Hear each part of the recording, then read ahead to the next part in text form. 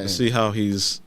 It takes a lot of man to admit and take accountability for things. A lot of men don't want to do that, man. To see how that they make it and they do things, because I know them personally, man. The relationship has been up and down, but they solid. That's why I had to have him here to tell a story, because between his work and all his work ethic and him doing everything that he does to make money for his family and everybody's solid. That keep everything together. That's a good core between him and his girl. So there's so much more I could go into, but ain't no need. But so that happened. We separated, went our own ways, and then grace of God, we ended up back. Okay. Cool. All right. So we work on everything. Everything is cool. We ended up moving out of there, got a bigger place. Hell yeah. And then we ended up buying a house. So anybody says that it's hard to buy a house, it ain't. Yeah. It's overthinking. Me and my family got blessed with a house, and I got another position, more money, and all that was cool. But we'll skip all that and get to present now. What matters right now? What matters now is, so after getting the house, the grind was real. I had a $3,000 mortgage. You feel me? Oh damn. Okay. I had a $3,000 mortgage, boy. I was stressed out every month. Yeah. But one of the things every day that fired me was all my kids being able to have somewhere safe, somewhere 30 years from now they can come home to, and seeing them play outside in the artificial grass was just, man, it made everything worthwhile, and I just wanted more. Okay. I'm like, okay, there's more. I was like, nah, I never thought it would be owning my own company. I didn't. It was always a dream, but I was like, nah. And as things started to change, cameras in the trucks and all these different policies and this and that. Yeah. All these more new rules just popping up more and more. Yeah, just in my head, I started saying more to myself, like, if I work for myself, I am my boss. True. Can't nobody write me up but me. You know what I mean? I dictate my money. That's good. If I don't want to go to work, I don't go to work. There's downfalls. You don't have sick days. You don't have vacations. So if you catch COVID, you don't get no Cali pay. You know what I'm saying? You just at home sick, losing money. And I just finally got to the point where I was like, okay, I went exempt on my taxes for a whole year. COVID hit. Work had kind of slowed down. There was no traffic. Yeah, that's how we made money hourly. That's how the whole world worked. The overtime, we didn't have none because there was no traffic. Yeah. So I went exempt, and I was just kind of started looking at trucks and kind of looking into it and talking to people, and I was like, I don't know. What made you want to think about it again, to maybe go at it again this time? Is it more because you have more experience, or you're just tired of the rules and everything at work? I got 6 kids and a wife, and I wanted something stable for them. Yeah. I wanted more income. I wanted more time home, more flexibility. Really what it took essentially is I got caught texting and driving. Okay. And this was what fired it all. Okay. I got chased for almost a month so I could sign this write-up. For real? Yeah, man. Dang. And they thought they would have gave up after a Yeah, me too. And I dodged it, man, for the longest. I dodged it. And during the whole process of this, I'm just thinking I'm making somebody else money. Yeah. This is crazy. Mm-hmm. Because I'm making a whole bunch of other people down the more and more he's executing and doing the right things and doing the deliveries on time, somebody else is increasing while his hourly was staying the same. Yeah, there was no, hey, man, good job. You worked 16 hours today, man. You drove from San Bernardino to L.A. to Corona, back to L.A., down to San Diego and back, and you did it all in 16 hours. Yeah. Flat rate. Yes. Here's your hourly pay. There's no, hey, man, we made $5,000 extra today. Here's $200. Nothing.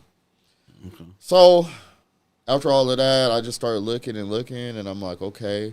And by the grace of God, I found a truck. I had a little money saved up. I had like 17 grand saved. Okay. And I was looking, and nothing was working, bro.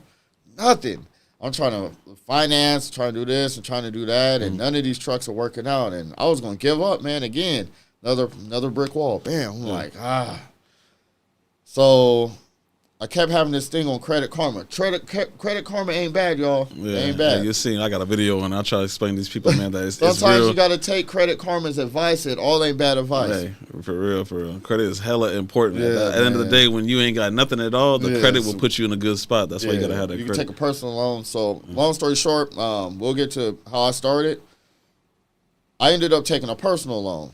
Okay. And it wasn't something I was too excited about because the interest is high. It's 50 grand. I would have to pay 94 back, you know, $44,000 in interest, you know. Okay. But I got 50 grand. I was able to secure my truck purchase of 35 grand. Okay. I was able to pay all my permits, and my insurance was 3,500 down.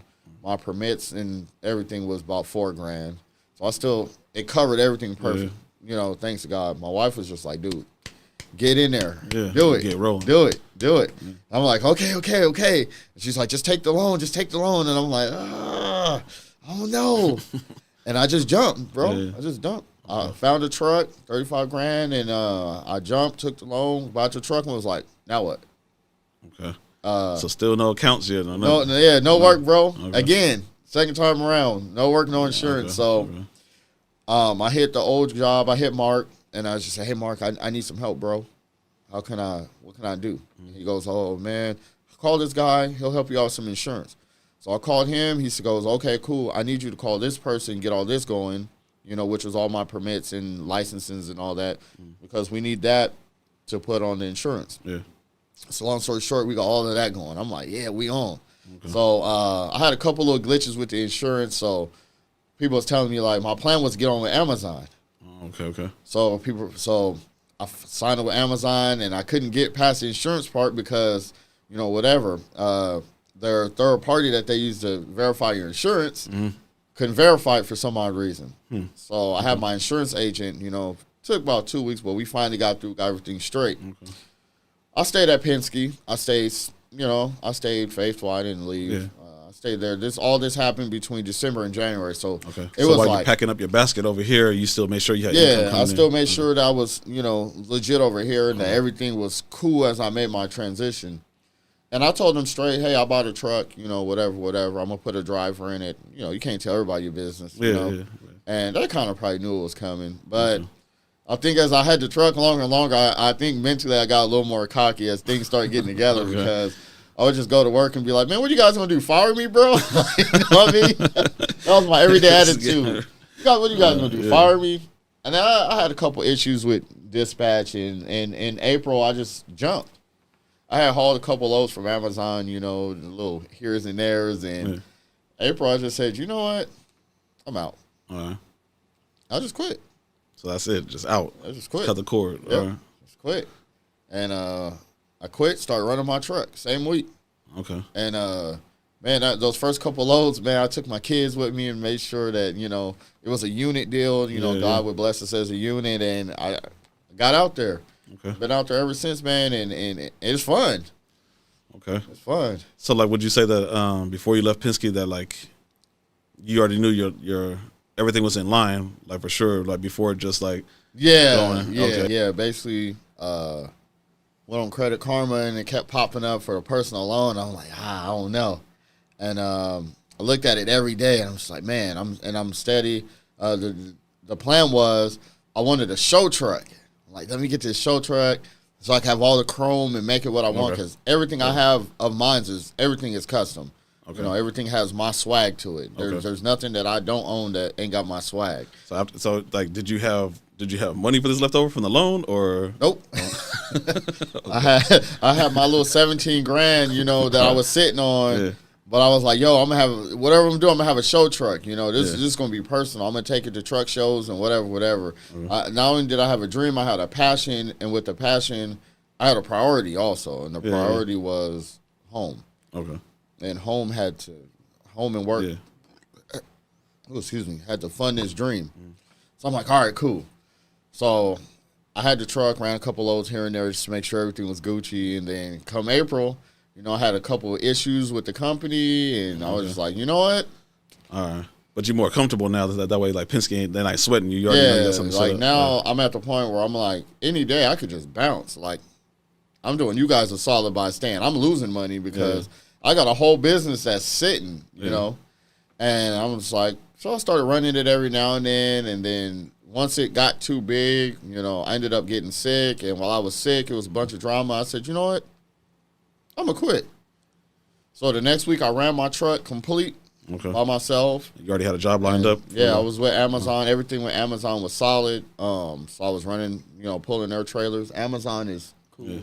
It's easy work, pays good. Long as your stuff is good, same day, next day pay or weekly pay. It's cool. So I just said, you know what? I woke up one day and was like, I called my boss and quit.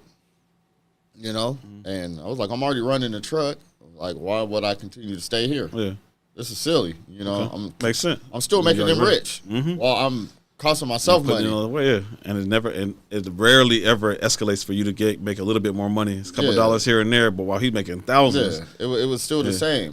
While I'm losing thousands, making them thousands. So I said, you know what? I just quit. It wasn't no hard feelings against Penske. You know, good company. Again, good company. But I had my own that I had to work out. Living my dream logistics. It's your boy. All right. So I started doing that, and that's what it's been ever since. And I ain't going to say there ain't been some days I wanted to cry or stressful days because, man, it's been some. Yeah, I try to tell people all the time, especially when you own your own business, I'm pretty sure you agree that, like, you have to learn how to take some losses. Not every day, just because you own your own money, you make your own money and it's coming in, that you're going to make that set dollar and everything every single day. Like, the money is just going to get, like, it comes and goes. You might make a lot on one deal, you might make a little on the deal, but you have to learn how to take the loss, and it balances itself out. Yeah, the time of COVID was pretty interesting just for the simple fact of we're now coming out of it, and a lot of places are now going harder in it, you know. And with the vaccines and all that, they didn't sweat truck drivers too much, so we weren't really tripping out. I'm not with it. So I'm like, all right, cool. I'm just out here getting it, you know. A couple little issues here and there. My truck was down for 3 weeks, and the first week I was like, yeah, we're going to get this fixed. And the second week I was like, and then the third week was like, bro, come on, man.